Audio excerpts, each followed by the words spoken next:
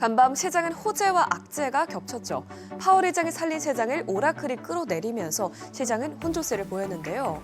오늘 시장 흐름은 둘로 나뉘었습니다. FOMC 결과 발표 이후 내년에도 금리 인하 모멘텀이 계속될 것이라는 기대감 속에 우량주와 중소형주들은 강세를 보인 가운데 실망스러운 오라클 실적은 기술주들의 찬물을 끼얹었습니다. 그럼 마감상 보면 다우지수와 S&P 500 지수는 각각 1.34%, 0.21% 오르면서 사상 최고치를 기록했고요. 반면에 나스닥 지수는 홀로 0.26% 빠졌습니다. 또 오늘 러셀 2000 지수는 신기록을 세웠습니다. 오라클의 어닝 쇼크로 인해서 AI 버블론이 재점화되자 빅테크 기업들의 투심도 가라앉았습니다. 오라클은 이미 부채로 자금 조달을 계속 이어나가면서 이 부채 한도가 계속 늘어나고 있는데 예상보다 매출이 적게 나오면서 AI 수익화가 멀었다는 점이 드러났고 여기에 지출마저 더 늘린다고 밝히면서 AI 비투 문제가 또다시 수면 위로 올라온 건데요. 이에 따라 엔비디아 주가는 오늘 1% 넘게 급락했고요. 알파벳도 오늘 2.27% 떨어졌습니다. 그나마 마이크로소프트만 오늘 주가가 1% 넘게 올랐는데 간밤 디즈니가 오픈AI와 10억 달러 규모의 라이선스 계약을 체결했다는 소식이 나오고 또 오픈AI가 업그레이드된 챗 GPT도 발표하면서 최대 파트너사인 MS 주가도 함께 오른 것으로 풀이됩니다. 시총 6위부터다 보면 브로드컴은 정규장에서 실적 발표에 대한 우려 속에 오늘 주가가 1.6%나 떨어졌는데요. 조금 전에는 시장의 기대보다 훨씬 좋은 성적표를 내놨습니다. 구체적인 수치를 보면 매출은 180억 달러로 나오면서 전년 동기 대비해서 28% 증가했고요. 주당 순이익도 예상치를 큰 폭으로 상회했습니다. 역시나 AI 반도체 매출이 크게 늘어나면서 이번 실적을 떠받쳤는데요. 이 AR칩 매출은 110억 7천만 달러로 나오면서 예상치 107억 달러를 넘겼습니다. 또 여기에 브로드컴의 CEO는 다음 분기에도 이 긍정적인 흐름이 이어질 것이라면서 낙관적인 1분기 가이던스를 내놨고요. 또 다른 호재가 있었죠. 브로드컴은 꾸준한 주주 환원 정책을 펼치고 있는 것으로 유명한데 이번에도 주당 배당금을 59센트에서 65센트로 인상한다고 밝혔습니다. 다만 실적 발표 직후에는 주가가 시간 외에서 3% 넘게 오르다가 컨퍼런스 콜이 진행되면서 현재는 아쉽게도 주가가 다시 하락세를 돌아섰는데요. 이 컨퍼런스 콜이 끝난 후에 어떤 분석들이 나오는지 종합해보면서 투자 전략 세워볼 필요가 있어 보입니다. 그럼 다시 시총 10위까지 시총 3위 종목도 보면 이어서 테슬라는 1% 넘게 오늘 떨어졌는데요. 일론 머스크 CEO가 스페이스X의 IPO 계획을 공식화하면서 앞으로 테슬라에 대한 집중도가 떨어질 수 있다는 우려가 반영된 것으로 보입니다.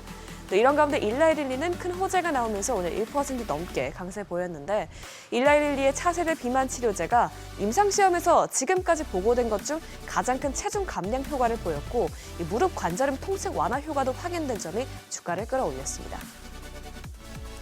그럼 오늘 나온 지표도 확인해보면 어제 파월 의장은 노동시장의 하방 위험이 상당하다면서 금리 인하 가능성을 열어뒀는데요. 실제로 오늘 나온 신규 실업수당 청구 건수도 급증한 것으로 나타났습니다.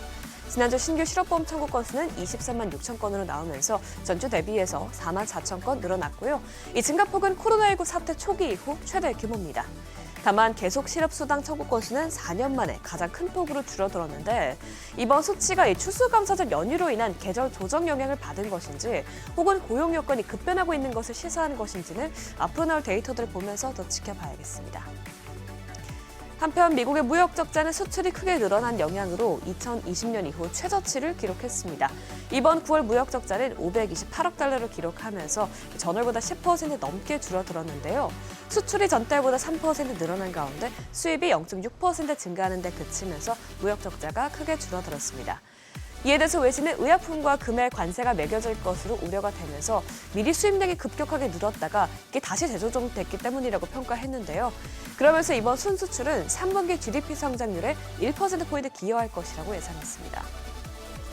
또 GDP 개선에 들어가는 도매 재고 역시 오늘 견조하게 나왔습니다. 이번 9월 도매 재고는 0.5% 증가했고요. 예상치도 큰 폭으로 상회했습니다.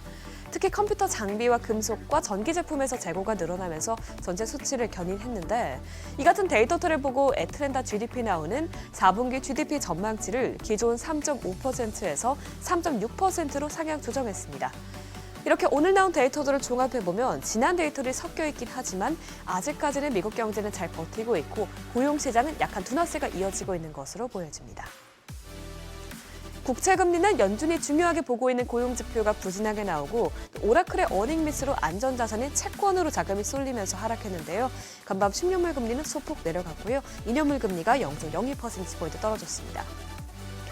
금 가격은 금리 인하에 대한 모멘텀이 살아나면서 한동안 이어져온 횡보세를 끊고 다시 상승 가도를 달리고 있습니다.